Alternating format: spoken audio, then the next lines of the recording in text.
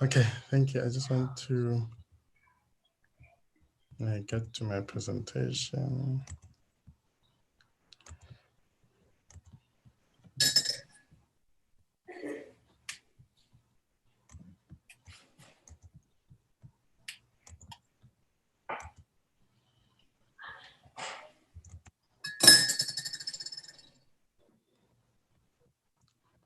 Okay, thank you very much. I don't know if you can see my screen. Yes, we can. Right, thank you very much, Program Director. As I was introduced, my name is Eustace, and I'm the CEO of Proudly South African. And what we are is a buy local campaign. And we are built on the back of the fact that the country battles three main challenges.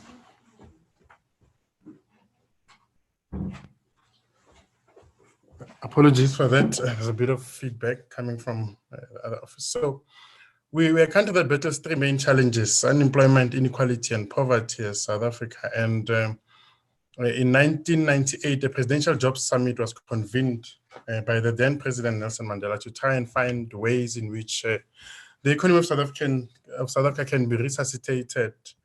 And one of the interventions that was identified to help create jobs was to establish a buy local campaign. And that is how Proudly South African was formed. And it's formed through NEDLAC in order to ensure that you have participation of all the social partners. And this phenomenon of buying local is a global one. It's not unique to South Africa. In fact, if you look at countries like the US, which I've used as an example, they even have legislation in place to assist with driving localization, driving local procurement, and the uptake of locally made products and services. And so what you have in place in the US is they have legislation which was enacted as far back as 1933. So in 1933, they enacted the Buy America Act. And in 1982, they followed that up with the Buy America Act, and they issued an improvement to that act in 2017.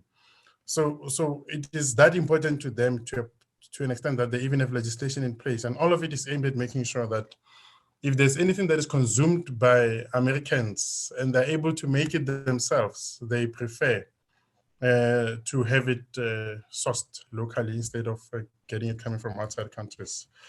Look at the unemployment in the US as a result of having legislation like that in place. I mean, this was before COVID. So before COVID, you had unemployment rate of 3.6%. And this is a country with a population of 329 million people. Look at China, which also has the same principles of saying if there's a product being consumed anywhere in the world, they are going to ensure that they make it so that they can create job opportunities for their people. China has 1.4 billion people, and before COVID, the unemployment rate was at 3.6%. And look at the graph, it keeps going down. So in both countries, look at the US, the graph keeps going down in terms of unemployment rate. And with China, the graph kept going down in terms of unemployment before COVID. So that is what you have in countries that are able to ensure that they use industrialization to create jobs for their people. In China, even if they don't consume a product, if they know that there's a market for the product and if the technical know-how, they're able to create jobs for their people. And if you have a population of 1.4 billion, but only 3.6% of your people are unemployed, it's a story that is phenomenal. So look at South Africa. This was in Q1. The numbers changed slightly. I've stayed away from Q2 and Q3 numbers because COVID has sort of skewed the numbers. But this gives you a sense of what happened before COVID, so that the comparison with China and the US that I'm giving makes sense. So South Africa had an unemployment rate of 30.1%. This is a country with a population of 59 million people. So we had 7.1 million people unemployed at that time, with another 2.9 that was discouraged and was no longer still looking for work. So if you look at the expanded definition of unemployment, you had about 10 million people unemployed in a country with 59 million people living. So that coupled with COVID and 2 to 3 million people more who've lost their jobs during the COVID-19 period, we have about 13 million people, 13 to 14 million people unemployed in South Africa at this point in time. And if you look at the bulk of those people, they are women. 21% of those are women, and that a large proportion of the youth in this country remain unemployed, which does not bode well for the economy. Look at so I've given you two industries as case studies that show you the impact of imports and not buying your own products can do to an economy. So the first example I've given is the furniture industry. So the furniture industry in South Africa used to have about 3,500 factories making furniture back in 1999. And in 2018, that increased to 2,200 factories. That decreased to 2,200 factories. So you lost capacity of about 1,300 factories. And you know, the industrialists will tell you that once you lose a factory, getting it back is difficult. And so the jobs that are lost might never be recovered. And so we've also seen a decline in the number of people employed in the furniture industry in South Africa, where you had about 50,000 direct jobs in that industry, decreased to about 26,000 jobs in 2018. And so we are losing a lot of jobs in that furniture industry. And let me then take you to the slide. So I've said we've lost about 24,000 direct jobs in the furniture industry, but these are all industries that are feeders into the value chain, that is the furniture sector. So that every time you lose jobs in the furniture industry, it means because you are buying imported products, you're also losing jobs in the plastics industry, because synthetic fibers are produced from there and are used by furniture manufacturers to convert them into textiles, which are used by furniture manufacturers. The agricultural industry contributes natural fibers, hides and skins, and those are converted into textiles and leather. And that is what is used by the furniture manufacturers. The metal parts that are used in making furniture come from the metal industry. There's paint and adhesives that come from the chemical sector. So all these industries are part of the value chain. So every time you buy an imported furniture item, jobs are not just lost in this direct furniture manufacturing space, but indirectly in all these industries, jobs are also lost. So the value chain and the impact of buying imported products cuts across not just that industry, but across all industries that feed into it. Here's another example. This is a clothing, textile, footwear, and leather industry. If you think of the clothing industry, it used to be the backbone of economies of most townships in the country. I mean, we have Botshabelo and Xwachwa in the Free State, we have Newcastle and Hammarsdale in KZN, and many other parts of the country where a lot of the jobs, a lot of the sources for jobs was clothing and textile industry. And so we had about 1,600 factories that used to make clothing and textile in the country back in 1996, and over a 20-year period, that decreased to 900 factories. So we lost about 700 factories, mostly because of imports. And this is the reason. What you see on the right is the reason why we lost all those jobs. 480% increase in imports and 730% increase in imports from China. That's why we lost all the jobs. In terms of jobs lost, this industry used to have 200,000 people employed in that industry in 2002, and we only have about 90,000 jobs. So 110,000 jobs lost directly in that clothing and textile industry. So that was a demonstration to show you that jobs are lost as a result of buying imported products. Whether you import them into the continent or you import them into the individual countries, the impact on the continent and on the country is felt across all industries and in households. Because in most households where those jobs are lost, those are the only people who are employed, and that's the only source of income. And so Proudly South African is a buy local campaign has these 4 focus areas. We educate those in the public sector who are responsible for buying on the importance of buying local. We talk to the private sector about what it is that they're buying. We educate the general public, consumers who buy for their households, on the importance of buying locally made products.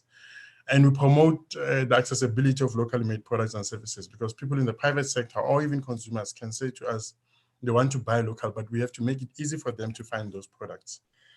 And so we have a membership model that helps consumers know which products are locally made or even affiliated to Proudly South African. And this gene that you see here is a classical example of a country of origin label, because every product has to display the country from which it comes from. And if you see a product with the Proudly South African logo, you already know as a consumer that the product is locally made, is made in South Africa. And the green tick on the label tells you that the product is of a high quality nature. because there's these 4 key criteria that members of Public South Africa have to affiliate with. So every time a consumer comes across a Public South Africa product, they know that we've checked it for local content. And local content simply means that the product itself is made in South Africa. And even in instances where the raw materials exist in the country, all the raw materials used to make the product are sourced locally. So it's about the value chains as well. Only in instances where the raw materials are not available in the country do we make concessions and allow our members to import their raw materials and components used for making their products. Second thing that is important for consumers to know is that the proudly South African products are of a high quality nature. We check for quality. We don't want to say to South Africans or to anyone living within the borders of this continent to buy South African made product, but when the quality is not right. Because there is this perception that that which is made in Africa or made locally is not necessarily of the right quality, but it is. For our purposes, it is, because our products go through those checks and balances. We also want to make sure that products that come out of companies that are affiliated with us are made by employees who are treated fairly and by companies who implement sound environmental practices. So there is a fee model. It's not expensive. It's 500 rands per annum. And they have an array of benefits, including the use of the logo to identify your product as one that is made locally, but we also drive access to market opportunities. So members of Proudly South African or companies that affiliate with us use the logo on their products, but then we find markets for them. And I'll give you a few examples after this. But what makes our job easier in the government space or in the public sector is the fact that government has legislation that it has put in place, where in 2011 it was signed into law by Minister of Finance at the time, Pravin Gordhan, where government is committed to buying these items that you see on the screen locally. So every time any organ of government buys any of these products, they are meant to buy them from people who are making the products locally. And so that helped us implement a tender monitoring system, which is made up of companies that are on our database. And what we do is we look at what government has designated. We then look out for the tenders that are advertised by government to see if the tenders that they advertise prohibit any imports from being bought. And we do this through the tender monitoring system. We then identify manufacturers in our books that are able to respond to those tenders. We send them those tenders so that they can respond. We also help government correct the tenders where they're not compliant. So if government issues a tender and the tender does not prescribe that only local producers will be, and their bids will be considered, we then help them correct the tender. And what that does is that it ensures that government buys only from local producers whenever it issues tenders for the 27 designated items. In the private sector, what we do is we look for what we refer to as local procurement commitment. So we go into the private sector, we talk to private sector entities. And the example that we've given there is where we said to the banks, they must give us a commitment to buy furniture locally. So the private sector entity will give us a commitment to buy furniture locally. We will then identify on our database, and as well as from industry bodies, companies that make that furniture items, those furniture items.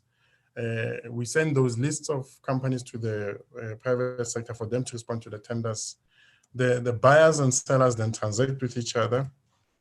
And then we implement a process of evaluating and monitoring to ensure that the products being supplied by the SMMEs to the private sector of a high quality nature. So that is what we do in the private sector. We secure opportunities from large corporates.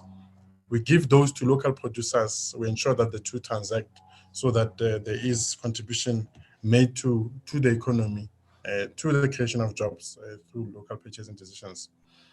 We have what we call local procurement commitments from the private sector. And the example I gave now is of banks buying local furniture, where we also talk to retailers to increase the levels of local content in their stores. The example I gave there is of Edcon. It's a pity Edcon is not there anymore, but when we started working with Edcon, they only had 38% local content in their stores, in Edgars and Jet specifically. They increased those local content levels to in excess of 53%.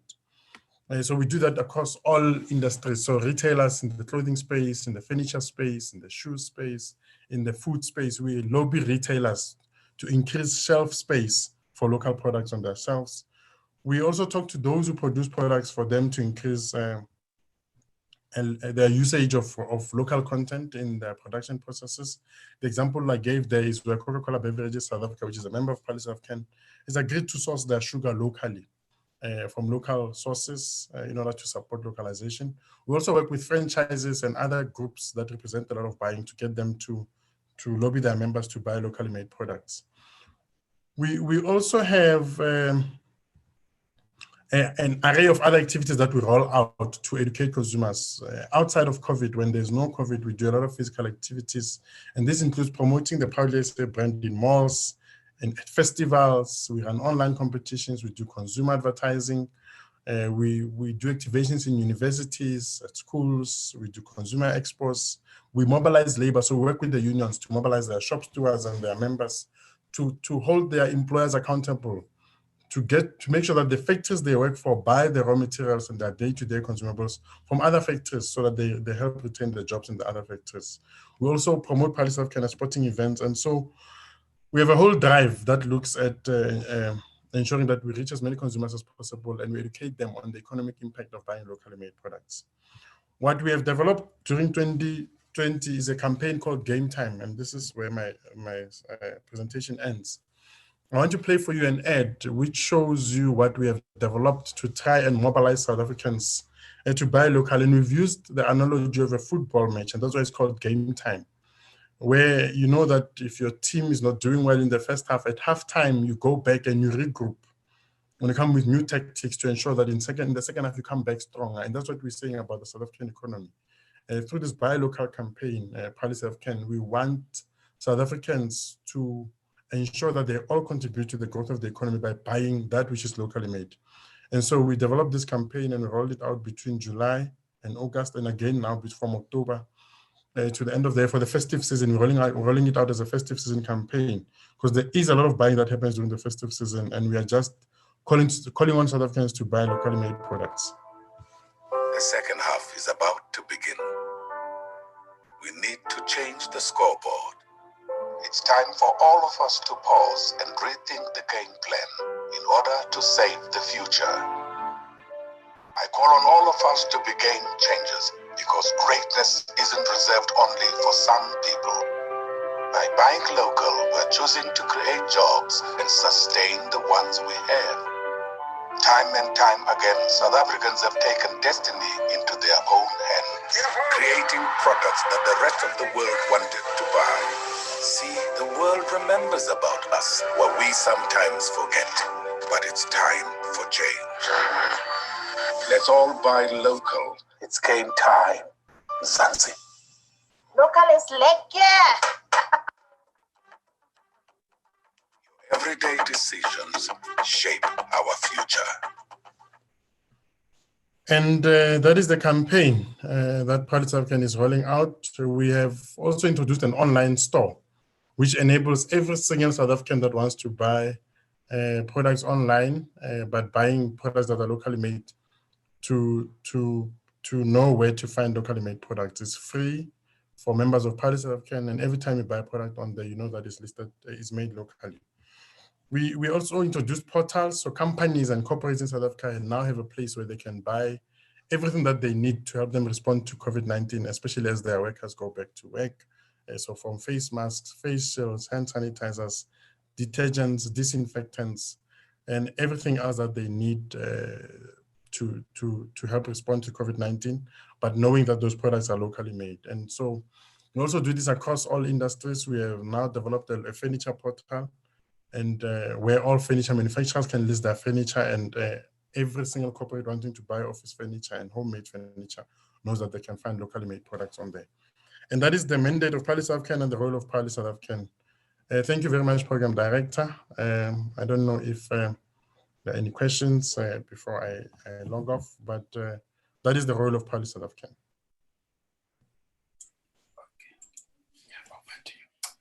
Thank you, sir. Just for your information, we have Mr. Tatenda Mungofa.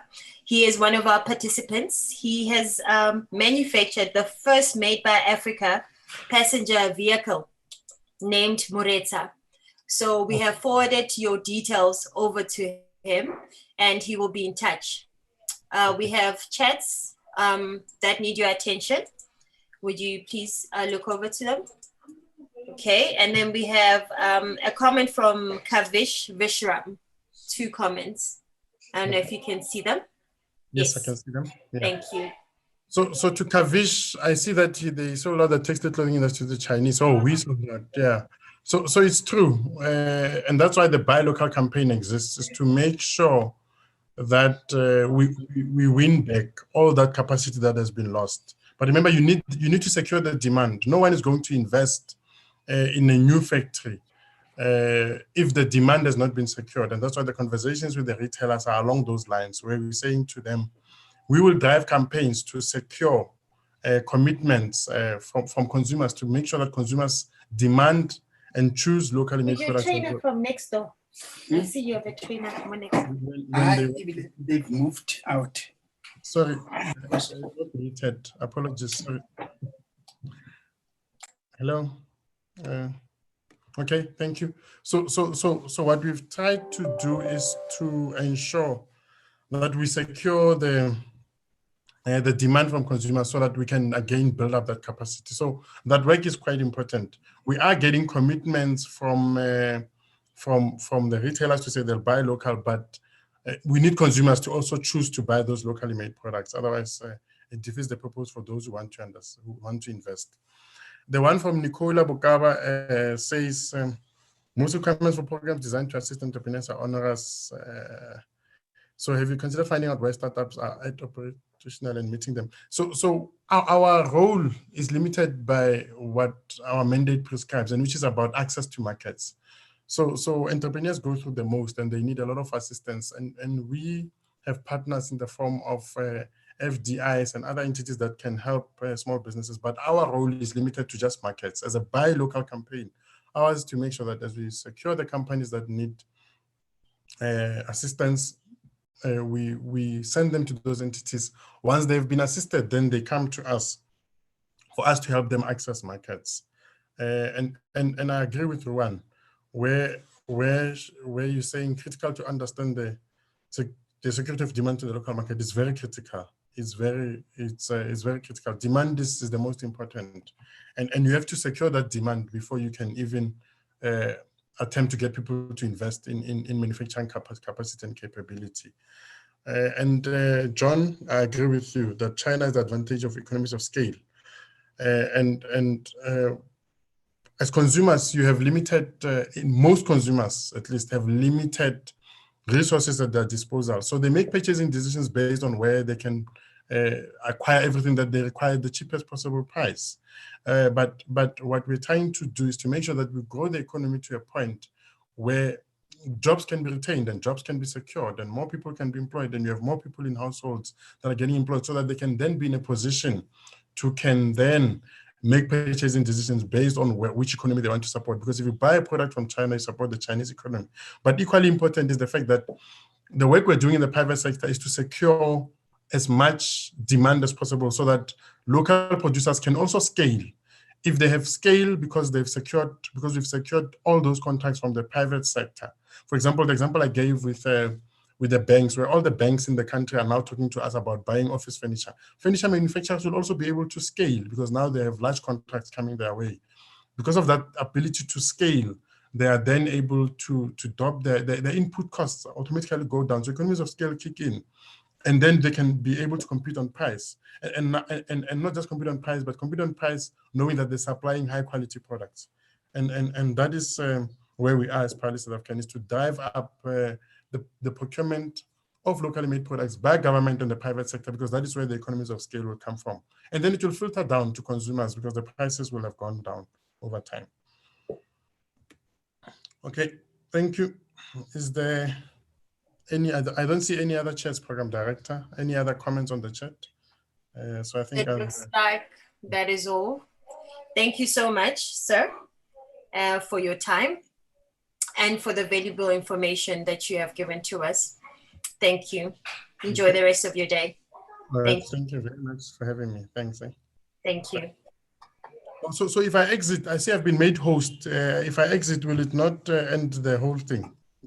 Is it fine? Yes, it's fine. Okay. All right. We will do it. I must claim my host status. Okay, let me wait for you to get your host status back, and then I will exit.